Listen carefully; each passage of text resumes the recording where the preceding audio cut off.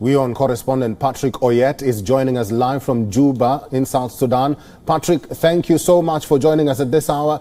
So far, the whereabouts of the Prime Minister are still unknown. The military has made several arrests and dissolved the transitional government, declared the state of emergency. Several deaths have also been reported from the protests.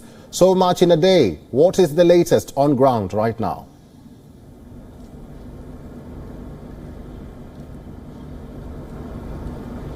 Yeah, the latest on the ground right now is that the internet is still down. The phone network are also down. Most of the phone networks are down.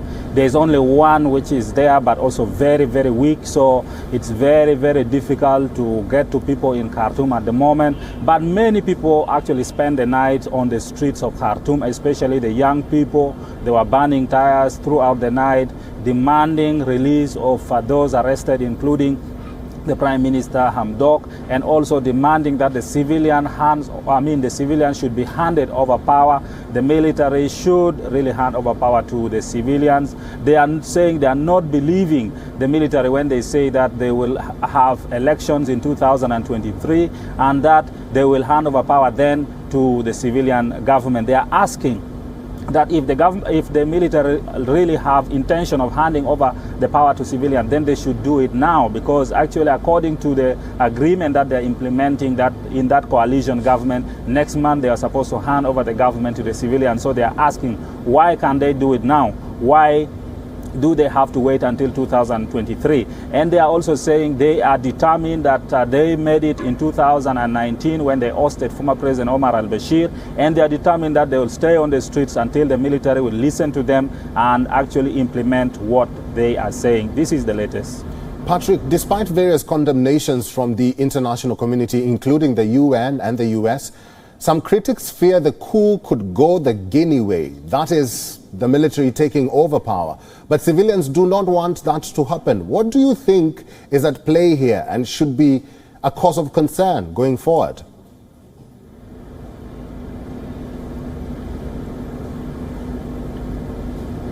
Yeah, there is really concern, because the situation in Sudan is totally different from that of Guinea, in this way that this government that now has been actually, demolished by the military is a government that was a coalition government. It was having the military and the civilian components, and these civilians were the ones who actually demonstrated and led to the ousting of former President Omar al-Bashir.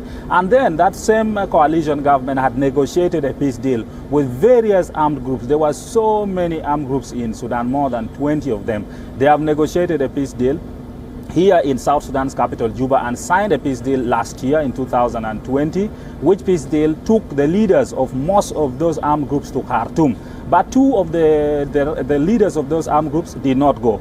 Now, one of the leaders of those armed groups who went to Khartoum has been arrested. And that is a cause for a bigger problem, because if the military insists that they do not want the civilian, they insist that this is a complete military takeover, then you expect that not only in Khartoum will you see violence, but also across Sudan where these armed groups are, because the armed groups have not yet been integrated into a national army. They are still operating on their own. They are still having their commanders-in-chiefs different from the president of Sudan. So you are likely to see violence flare up across the Sudan. So that's where the situation is totally different from that of Guinea.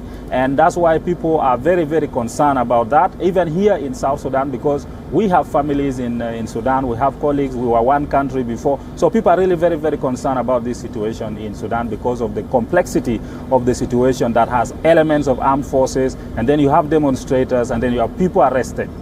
Yeah. Patrick, finally, what can you tell us about the practical implications of these new developments?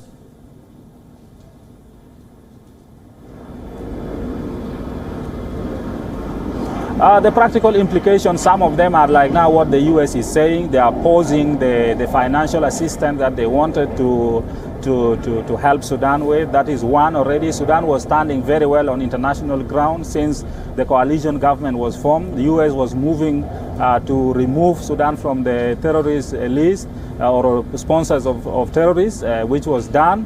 So many financial institutions, IMF and so forth, were coming to help Sudan to stabilize the economy.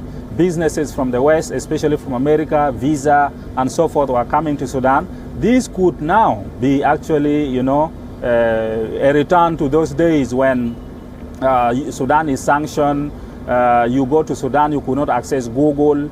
You go to Sudan, you could not access so many services from the West. The country will be isolated, and at the end of the day, the people who will suffer will actually be the ordinary Sudanese people. And then also, when you look at the regional complexity now, there is the issue of the dam being built in Ethiopia, where Sudan has a stand and Egypt had a stand. This is also going to escalate more. There will be no peace in the region. And you have also the agreement with South Sudan, where the borders are supposed to be open. The Sudan and South Sudan have one of the longest borders in this region, but the borders were closed since 2012, almost 10 years ago. They were not open. So you are likely to see these problems in the region also. Trade will be hampered. So a lot of problems are likely to result from the situation in Sudan if it is not really properly addressed. Live from Juba, South Sudan, thank you, Patrick Oyet, for talking to us.